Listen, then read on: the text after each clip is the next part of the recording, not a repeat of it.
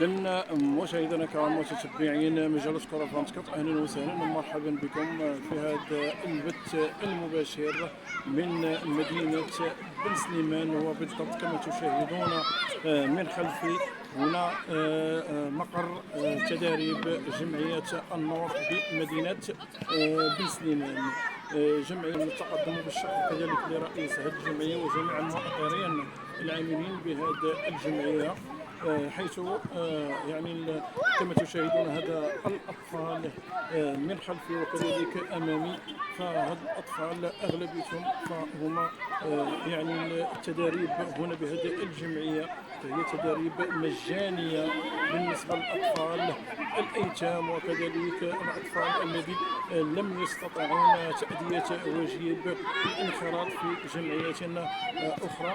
فهذه الجمعية فهي فتح المجال لجميع الأطفال الراغبين في ممارسة كرة القدم. المزيد من المعطيات وكذلك بعد التفاصيل بعد قليل سيلتحق بنا رئيس الفريق السيد مراد، اللي غادي الجمعية تعاني يعني من عدة أمور اللي غادي نسمعوها على لسان رئيس الجمعية. الكرام كما وعدناكم الآن كيلتحق بنا الأخ مراد. السلام عليكم. سي مراد، الصفة ديالك؟ مراد النووي، رئيس جمعية النور الرياضة والتنمية بقرية بن سليمان، لاعب صاحب صفة. الحمد لله. سي مراد، كيف جاءتكم الفكرة أن تقوموا بهذا العمل؟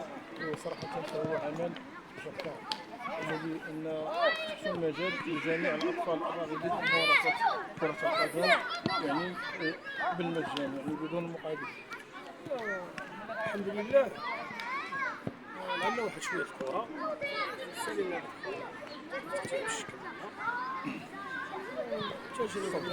تجربة درنا جمعية رياضية. الجمعية كنظن أن الجمعية الوحيدة اللي كتقبل اليتامى واللي ما عندوش في سبيل الله، لأن اللي أي واحد كيبغي يلعب كرة قدم وعنده رغبة مرحبا به في جمعية النور قبل أي واحد.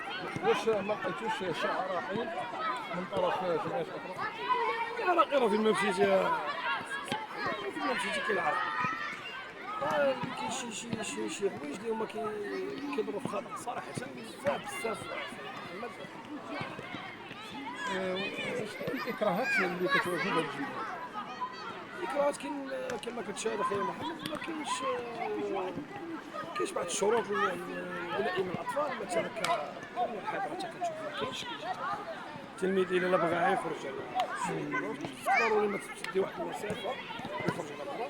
كاينش بزاف الحوايج ما كاينش، يقول لك تعرف مثلا في الصيف الحرارة كتكون ما كاينش تفعيلات، ما كاينش صراحة بزاف يعني هاد بالنسبة يعني كيف ما كنشوفوا مجموعة ديال الأطفال، شنو هما الفئات اللي كيتواجدوا في هذه الجمعية؟ الجمعية كتقبل من 4 سنوات ل 16 سنة.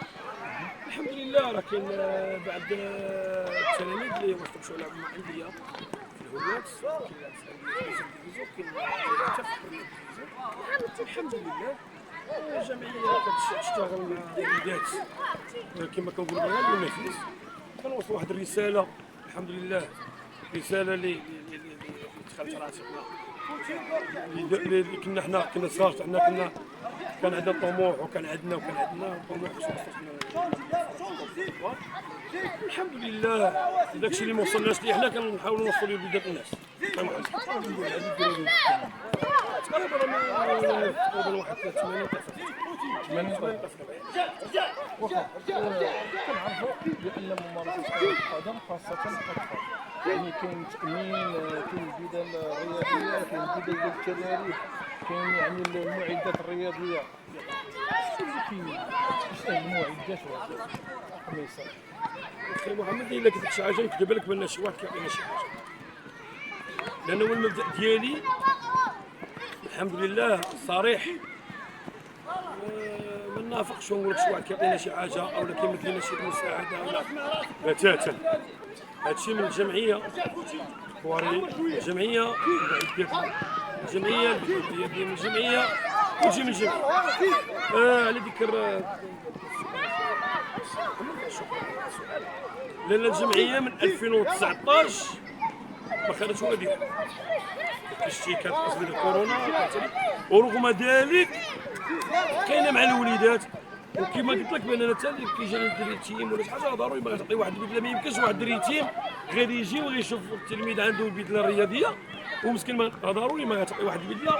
يعني كما كنقولوا مرزق اولادنا، كما كتقول كاين 80 دري راه ملي خلط سوقها واحد لاقى واحد ديال 50 درهم في واحد شهرين وثلاث شهور كيعطي لك واحد الاب. لا تشمن ولا تغني من جوره تغارب اخي محمد، راه ما دايره حتى حاجه. الحمد لله عندنا كاين شي وجوه الخفاء وكاين له كل الاحترام والتقدير. منهم واحد السيد رئيس العين تيزغا السي المسيري، نشكر من هذا المنبر هذا لانه وقف معنا بواحد لكن الحمد لله لا يجوز الشكر. هذا ما كاينش. يعني كاين بعض الناس اللي عندهم غيره على هذه الجمعيه. كاين الحمد لله. كاين اللي مثلا اخي محمد كاين اللي ما كيتعاملش معك ماديا وانما كيتعامل معك معنويا. ما الله غالب كما تنقول، ولكن كيجي كيجي يقول لك مزيان وشكرا وتشكرين، ولا بغيتيني نساعدك مثلا نمشي نعاونك في شي حاجه او لا، يعني كيقول لك انا مثلا ما عنديش هذا ما عنديش راه مساعده. المستقبل حنا كنتمنوا من الناس المسؤولين عندنا كلمه درناها. كانوا متطلبات وكانوا، ولكن كاين الرفض كما تنقولوا. كانوا متطلبات، كانوا من العام السابق الله يذكره بخير السي مصطفى المازالي مشى عند التعزه مشكور تا هو من هذا المنبر هذا. كنا بغينا ماتريال، كنا بغينا بزاف د الحوايج للجمعيه، ولكن ما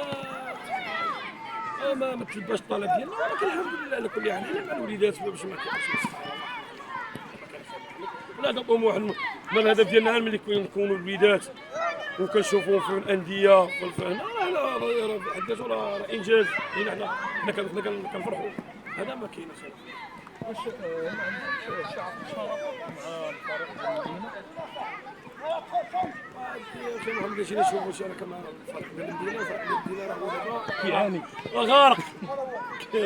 يعني حسنية بن سليمان وما ادراك ما حسنية بن سليمان اللي دازوا فيها لعابه كبار، واللي اللي كانوا كيضربوا لها 1000 حساب في التسعينات وقبل التسعينات. انا باقي كنتفرج فرقه كانت دوزيام ديفيزيون، كانت مع الفرق كبار دابا حسنية بن سليمان يا اسفاه ولا في الازمه هذه ولات يعني ما كذبش عليك. ملي كنجبد حسنية بن سليمان يعني كتاثر شويه لانني ابن الفريق، وكنتمنى يوقفوا مع الفريق هذا اللي فريق عريق ويردوا المكانه ديالو الى المكانه اللي بعدا ما يستحقها في الحياه. سي مراد الرساله ديال المسؤولين بغيناهم ياخذوا بيد الوليدات. انا كما نعاود نذكرك اخي محمد، راه فات عندي السيد العامل المحترم اللي هو كما نعاود نذكرك السي مصطفى المازالي كيدير في التعزه، جا عندي هنا وقال لي اش المتطلبات ديالك السي مراد. كما قلت لك الجواب ديالي وهو المتطلبات ديال الوليدات وليس انا، لان الوليدات هما اللي باغن الفضاء يكون مريح، باغن معدات تكون في المستوى، باغن بزاف. ولكن كنتمنى تكون التفات هذه الجمعيه، لان جمعيه نشيطه بامتياز بالشهادات الجامع وبالشواهد اللي كاين ديال وزاره الشباب والرياضه، لان الجمعيه كتنشط داخل الاقليم وخارج الاقليم. زعما اللي كاين اللي وسطات شي تلاميذ وسطاتهم وشي لعابه وسطاتهم الانديه اللي هي كما قلت لك دوزيام ديفيزيون ولي بروميير ديفيزيون كذلك. هذا ما كاين اخي محمد، وشكرا لك كثيرا زعما اللي جيتي اليوم عندنا، ومرحبا بك عندنا في مدينه سليمان. هذا